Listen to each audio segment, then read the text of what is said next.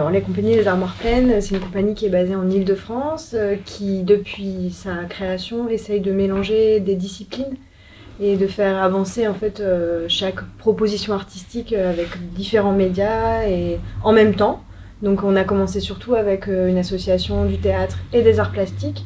Et depuis 2 créations, on amène aussi une forte dimension sonore. Voilà, du coup, c'est l'idée de vraiment pouvoir travailler sur un espace global où le public aussi est amené à faire partie du spectacle. On lui demande de se déplacer. C'est pas des déambulations, mais il y a une forme aussi de choisir son point de vue. Enfin, voilà, c'est un peu ça, voilà, je dirais, le cœur de notre recherche. Il y a toujours eu cette dimension-là en fait, finalement, du point de vue, de changer de cadre, d'inviter le spectateur à aussi, lui, être un peu actif.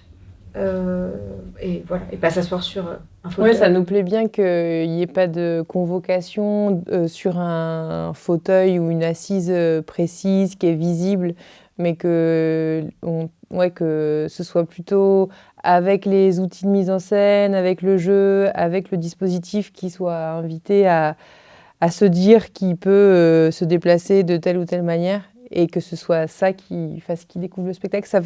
Ça provoque aussi qu'il y a une sensation d'être à l'intérieur d'un dispositif, que le spectacle il se crée un peu en son sein. Est-ce que ça intéressera les autres générations de travailler 12 ou 13 heures par jour du lundi au dimanche pour gagner un SMIG? Voilà, est-ce que nos enfants voudront cette vie-là? Des agriculteurs, oui, il va en rester. Des paysans, je l'espère.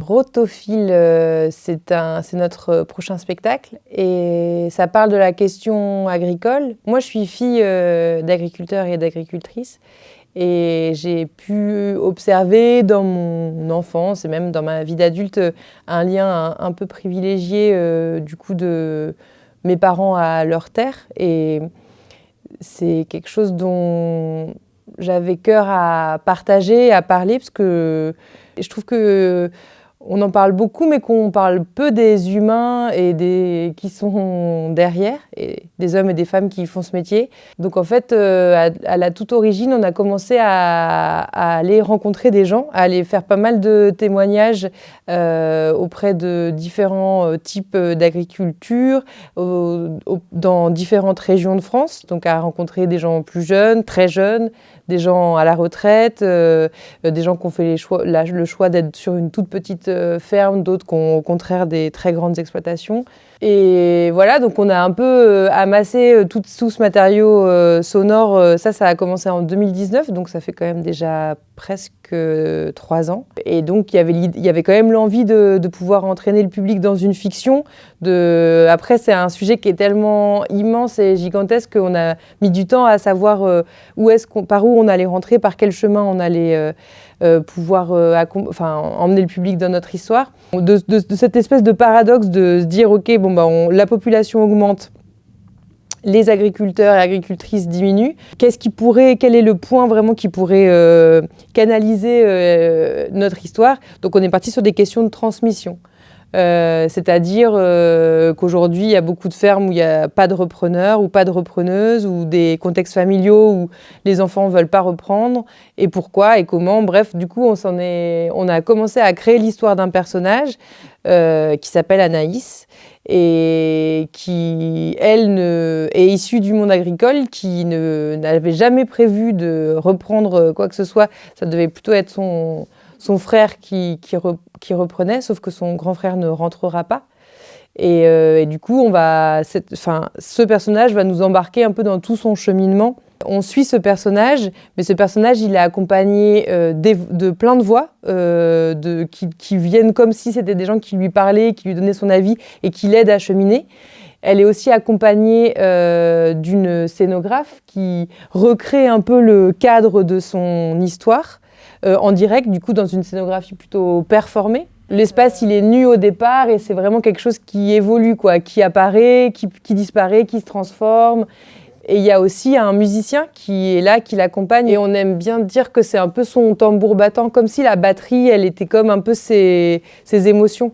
Comme si au moment où elle était en colère, la batterie pouvait s'énerver et à d'autres moments que ça puisse la canaliser, etc. Enfin bon.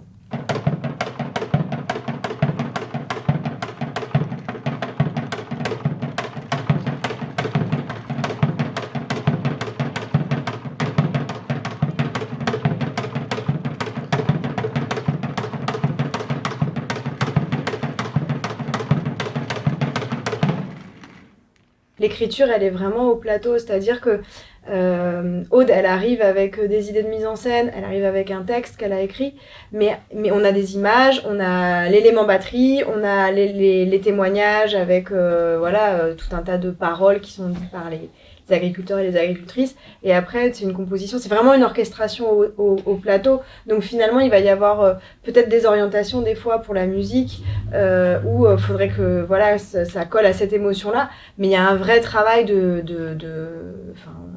gros travail d'écriture plateau avec là on va mettre ce témoignage là, après il va y avoir la batterie qui va commencer à jouer cette émotion là, le texte d'Anaïs qui va être dit, et en fait tout ça c'est sans cesse rebrassé. Eh bien, nous sommes un peu à mi-parcours de la création. Donc, il y a eu un temps d'écriture et de récolte de témoignages, de recherche scénographique qui a été assez long. Et là, en tout, on a 8 semaines de résidence en équipe entière. Et donc là, c'était notre 5e semaine. Et là, cette semaine précisément, on a travaillé sur En fait, on a pas mal bossé la séquence 2 à notre dernière résidence.